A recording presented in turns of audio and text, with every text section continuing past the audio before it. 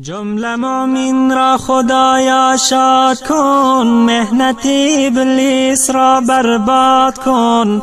گرچه ابلیس کرد انسان را فریب، از کرم کن بنده را با خود قریب. تا شود ناامید ابلیس لعین، از گناه کرده است بر این زمین. آفریدی در جهان هر گونه رنگ، بندگان افتادند در حرص تنگ. گر نباشد رحمتت کردگار، ما شویم صید عدوی نابکار. از چنین دشمن خدایا هر زمان، در فغانیم و بگویم الامان. الامان از فتنه روز اخیر، خداوندی کریم و دستگیر. دستگیری جمله خلق جهان، هستی پروردگاری انس و جان. دستگیرم باش در روز جزا، تا نمانم در حساب و ماجرا. از صراطی مستقیم کردگار، بگذرانم همچو باده در بهار.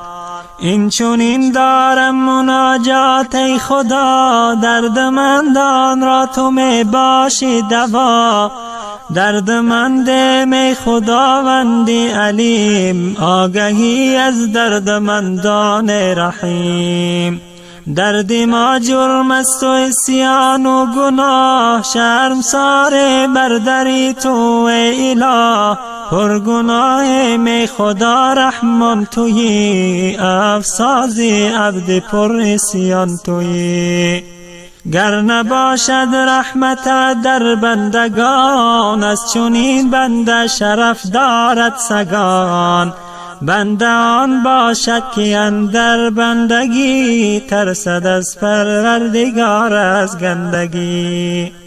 گر نترسد حق بترساند ورا، همچو قومی لوط گرفتاری بلا. هر دو عالم بر سرش گردد خراب، این جهان و آن جهانش در عذاب. زین سبب با درگه پروردگار، بندران به که آید بار بار. گرچه خم گردد میانش از گناه، توبه را اندر زبان آرد براه. گرچه عصیانم چو کوه است و گران، توبه آرم از خداوند پشتیبان. ای خدا اندر زبانم توبه را، هر زمان آر و قبول کن بنده را. شد به 70 عمر من اندر گناه، سرد شد آخر تو میدانی اله. عهد و پیمانه که بستم در الست، تا هنوزم خدا آن عهد است.